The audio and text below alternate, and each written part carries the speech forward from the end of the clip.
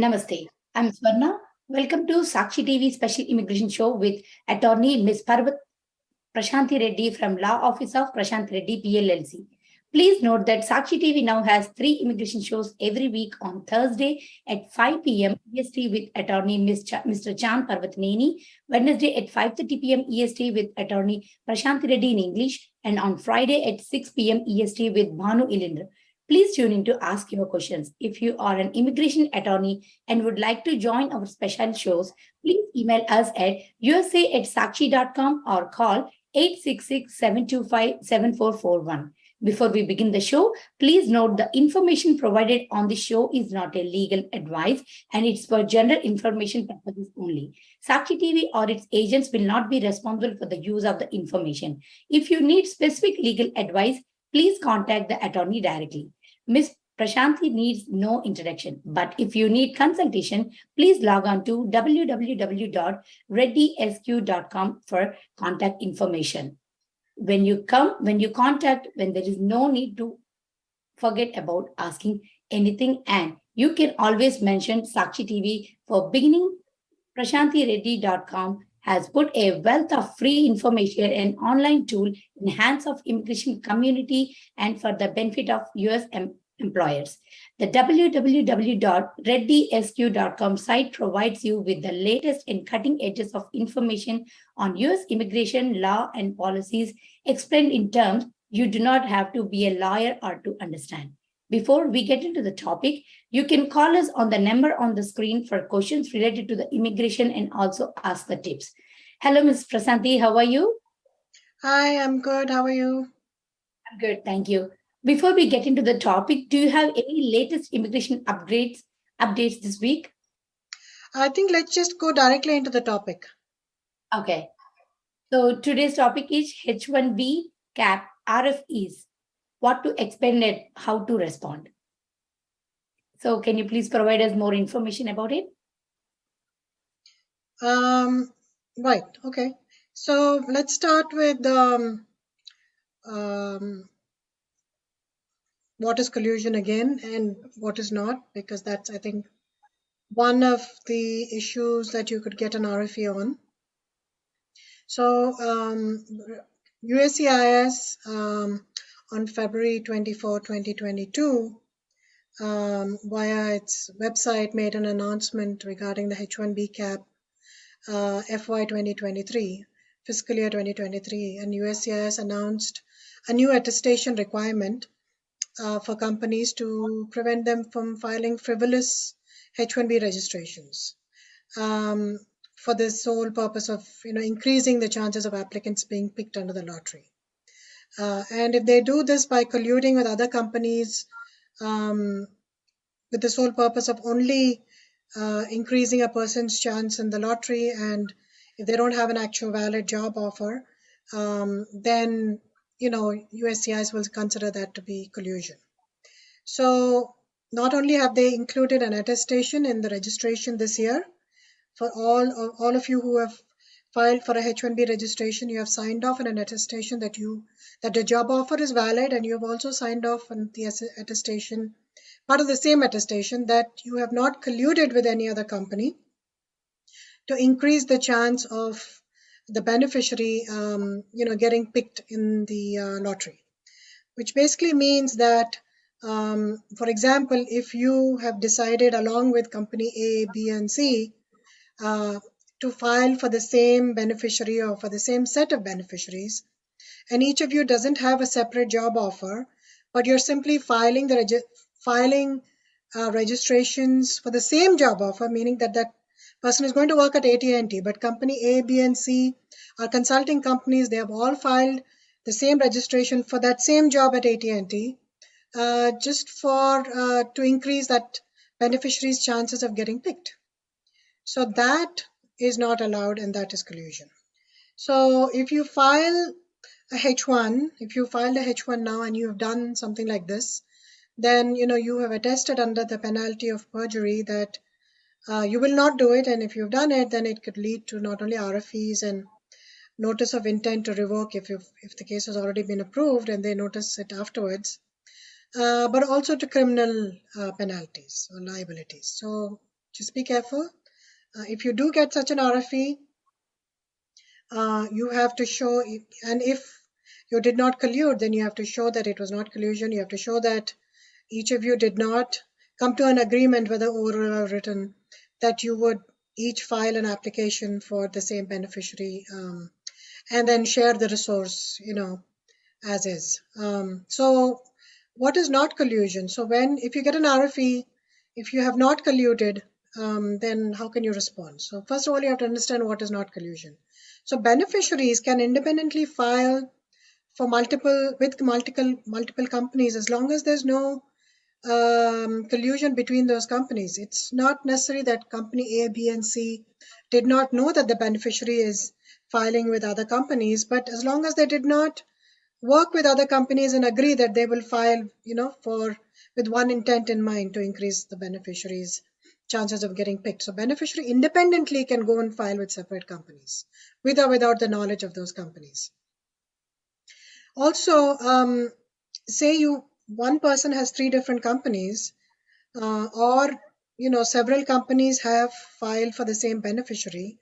It's not always collusion. It's not collusion even if they know that each other have filed, or as long as the job offer is different. As I said, if you're filing for that same AT&T job offer, then it's collusion. But if each company has their own job offers, for example, company A might require that candidate to work with AT&T, company B might require the candidate to work with Chase. So each company has a different job that they're offering the beneficiary. So if you're able to prove that, and if you get an RFE, then you can still overcome that RFE by showing that there was no collusion. It was a bona fide job offer. The job offer was separate and distinct from the other companies. Or you can always also say that, the beneficiary filed for these separate, with these separate companies, and you did not collude with any companies to file. So I hope that's clear as to what is collusion and how do you respond to an RFE if you do get an RFE with alleging collusion. Also, if you get an RFE and if you have actually not colluded with any of those companies, but it seemed like USCIS is saying that the same 30 candidates were filed with company A and company B. If you say you didn't collude, then it might be too much of a coincidence for USCIS to believe that, you had the same set of names as company B. So you have to show maybe it's possible in that case that you had a common recruiter and they shared the same resumes to company A and company B. So that could be one explanation of why it seems like there's collusion, but actually you did not collude. So you have to explain that and you have to show that in an RFE response. So that's one significant reason this year why this year for an RFE to be issued by USCIS, collusion. Second most common reason, actually the primary reason, always their favorite is an RFE based on the fact that the occupation, USCIS thinks the occupation is not a specialty occupation. So failure to establish that the position qualifies as a specialty occupation is the most common reason for an employer to receive an RFE. So in order to qualify for a H-1, you have to show that the job that's been offered requires a bachelor's degree in a specific field. And you also have to show that your beneficiary has that particular qualification. Say for a software engineer, the requirement, industry-wide requirement is a bachelor's degree in computer science. You have to show that, not only that your job requires a computer science degree, but also the beneficiary has one. So how do you show that your job requires a bachelor's degree in a specific field? It could be through your job description. So it's important that you make sure that you give a detailed job description in the petitioner letter. Or at this point, you're responding to the RFE. So even if you didn't do that in the petitioner letter, make sure in your response to the RFE, you give a detailed job description, you show the complexities of the job, and you, if required, make a table showing why the job requires a bachelor's degree in computer science. So put in the job duties, and for each duty, explain why a bachelor's degree in computer science is required or what knowledge is required that essentially comes from a bachelor's degree. So you can compare the transcripts of your bachelor's degree with the job duties that are mentioned. You should also, if you get an RFE such as this, asking for specialty occupation, you have to show that in the industry, it's common to require a bachelor's in computer science in this particular case. How do you show that? Most common and easiest way is to look at the Occupational Outlook Handbook, which is a publication of the Department of Labor, and they have a lot of occupations in there, not all of them, but they have quite a few of them. So if your occupation is in there, and if the OOH, by the way, which is available online, you just have to type in Occupational Outlook Handbook. And so if the OOH says that a bachelor's in computer science is required for the position, then it's definitely a specialty occupation. And you don't really need to look much further to prove that it's a specialty occupation. But some occupations are not mentioned, or in some occupations, very little information is there in the OOH. In some occupations, the OOH will say, oh, a bachelor's in engineering is required, and USCIS might then say that it's doesn't require a major in a specific occupation. Engineering is too broad. So these are some of the challenges that you might face when you file a H-1B and if you get an RFE for a specialty occupation. Another way to show that it's common in the industry to require a bachelor's degree is to go to DICE or go to some other job search website, print out all the job positions that you see for your position, say it's a software engineer, and then send them printouts of all these positions that require a bachelor's in computer science. So that's one way of showing it's common. Another way of showing that it's common to require a bachelor's degree is show that you've hired a person or people with bachelor's degrees in computer science for software engineer positions in the past. So submit the W-2s, submit their degree certificate, submit their pay stubs, make a list, and show that you always require it. And that's one way of showing that you're not, trying to do something in this particular, something different in this particular application, but you've always required bachelor's in computer science for, a software engineer position. So specialty occupation is a biggie. Make sure job descriptions are mentioned properly. Make sure the job description can be linked with the educational requirement of the position. And, you have to write, you can't just write a response in 2 lines. You have to actually explain the complexities of the job, explain if it's not common for other people to require a bachelor's, why you need it. What is so complex about your job description that you require it?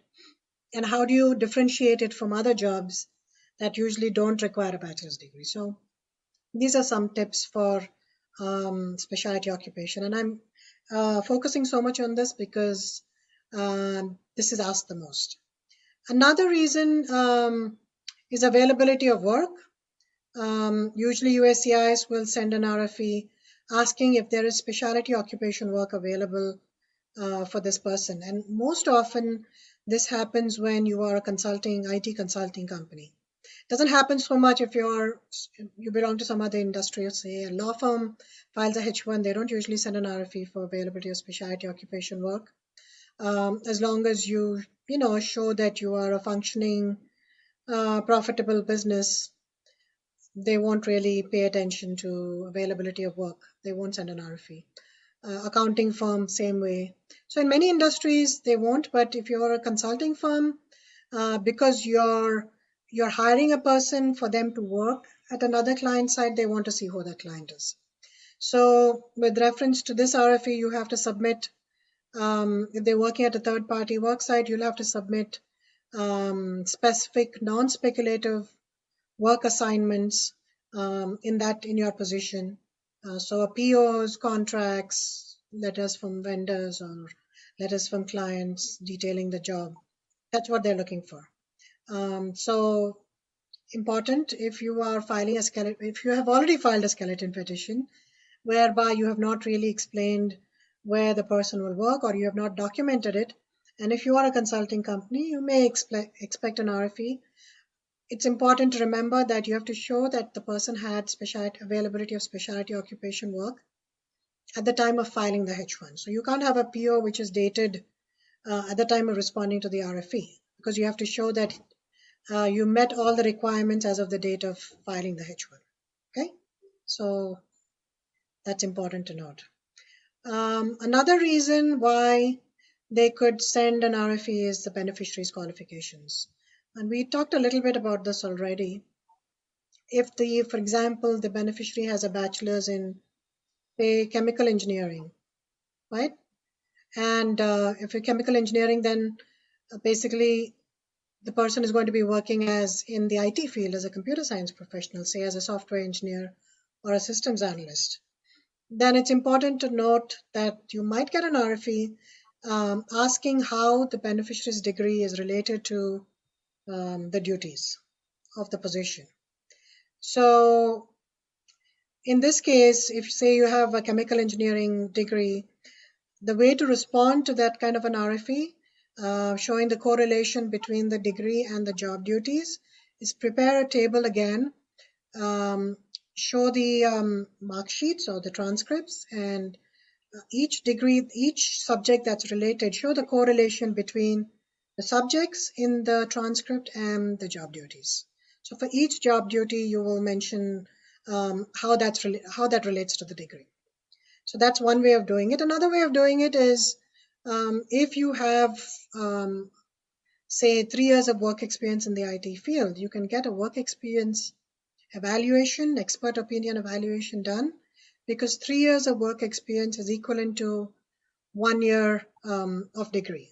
So if you have already an engineering degree in, say, a different field, such as chemical or industrial, you add the 3 years of IT work experience and you get an evaluation done, you'll most probably get a bachelor's in information systems, which is, related to computer science and therefore related to the job. So there are two ways of doing it. Either show how your degree relates directly by looking at the transcripts and highlighting the subjects in your transcripts, or you get an evaluation done, a work experience evaluation.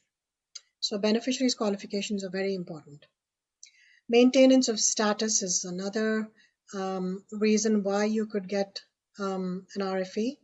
Say if you don't submit status documents, which means that you don't submit your I-797 approvals or your I-94 approvals, they cannot then, if you're filing a CAP case and say you're on an F1 status, then you have to show that you are on F1 status as of the time of filing.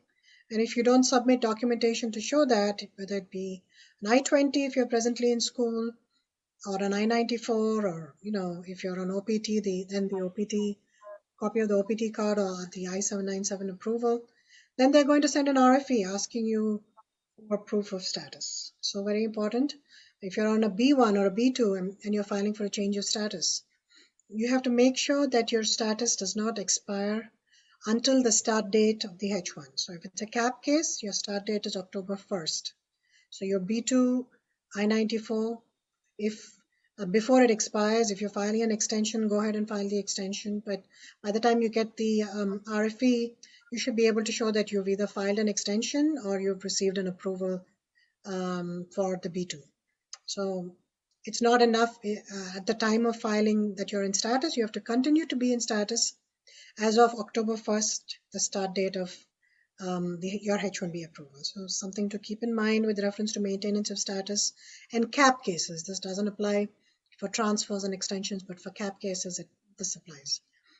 Another reason you would get a maintenance of status RFE is for F1 students. They want to make sure that you're enrolled in a full-time course curriculum. They want to make sure you're a full-time student. They want to make sure that your classes are not online. During COVID, many classes were online and there were special rules which allowed students to take online courses. But normally they only allow you to take 2 courses online.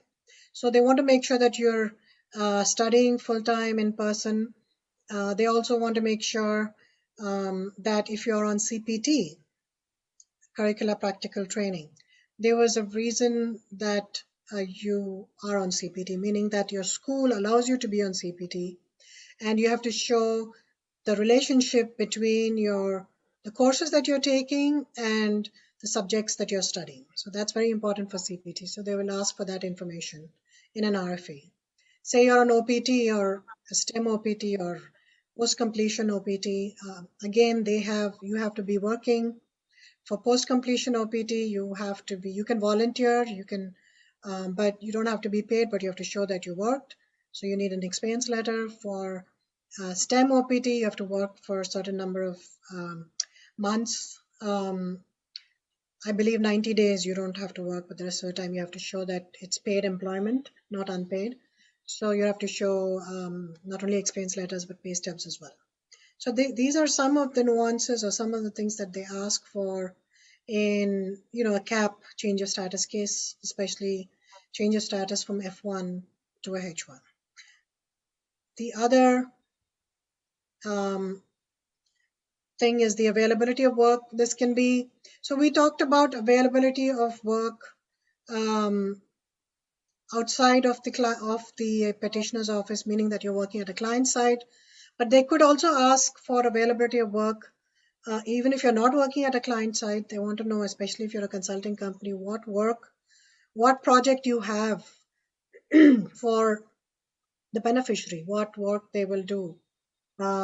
If you have several projects that they will work and they're going to work remotely or work in your office, then you'll have to submit contracts of several projects to show which projects they're working on. Or you just have to, in general, show that you have enough work and several assignments lined up, for the beneficiary.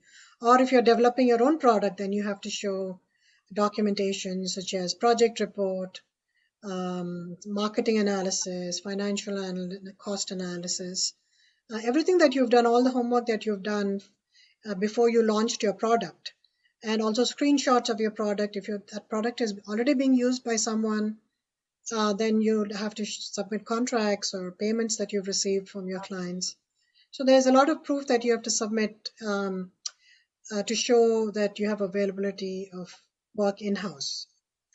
And another last, I think we only have time for one more reason to get an RFE is the LCA. If you don't file the LCA properly, or there's something unclear in the labor condition application, then you might get an RFE.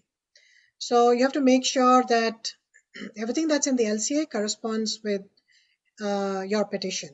So in your I-129 form, which is your H-1B petition, there has to be the same information with reference to the job title, the wage level, and where the work will be performed.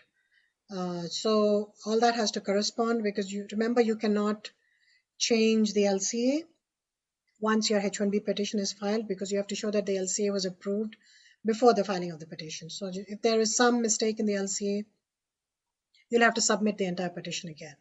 If it's a CAP case, you're out of luck because you can't file CAP cases anymore. The deadline is passed. So just be careful with reference to, when you fill in the corresponding information from the LCA to the I-129 form. I guess we have time for one more point.